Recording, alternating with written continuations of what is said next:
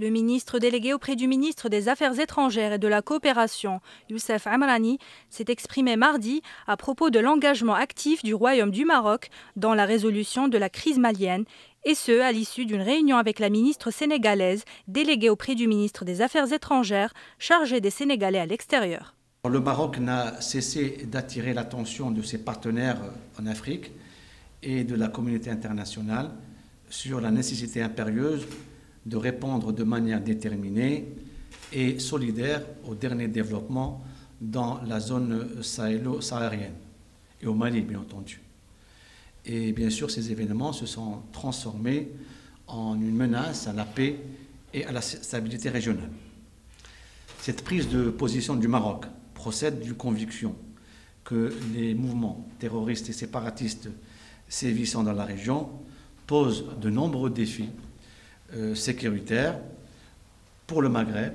mais au-delà, à savoir l'Europe et tout le continent africain. La position du Maroc, elle est basée sur des principes clairs, à savoir le respect de la légalité internationale et l'adoption d'une approche globale et concertée qui doit comporter toutes les dimensions diplomatiques, militaires, politiques, économiques, culturelles et sécuritaires. L'objectif ultime étant de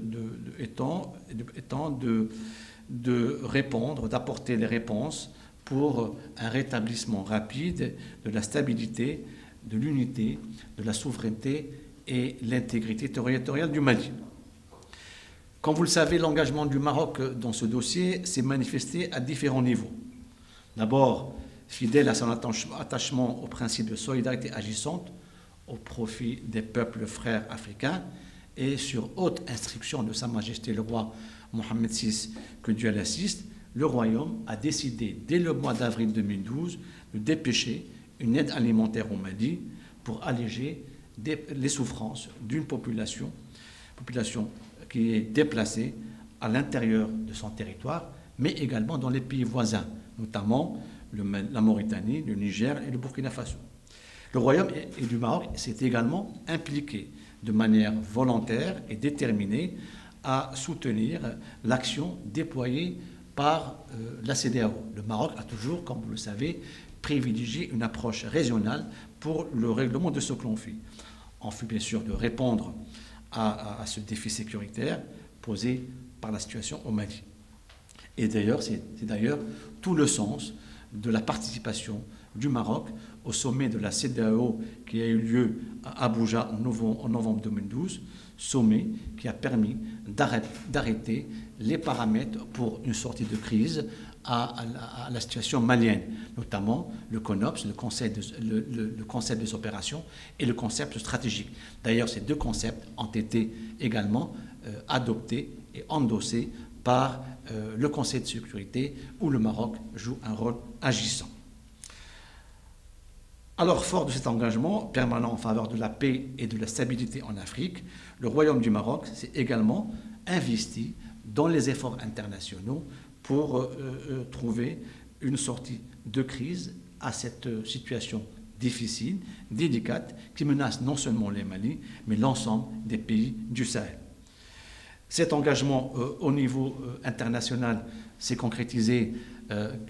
pendant la présidence marocaine du Conseil de sécurité par l'adoption de la résolution 2085 qui a autorisé le déploiement de la mission internationale de soutien au Mali, MISMA, qui est bien sûr une mission sous conduite africaine.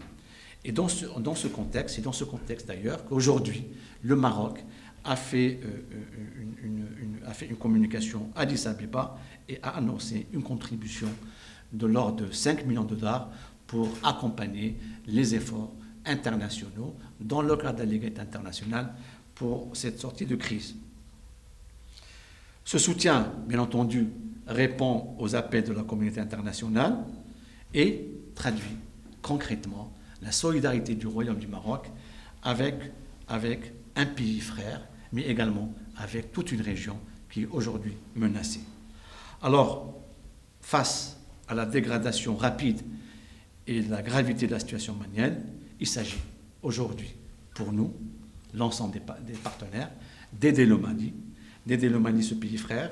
à recouvrer son intégrité territoriale contre la menace terroriste et séparatiste, à travers notamment l'action et l'engagement des pays comme la France et d'autres partenaires africains de la CEDEAO en vue d'assurer la stabilité et le développement du Mali. En définitive, l'engagement international au Mali devrait permettre, d'une part,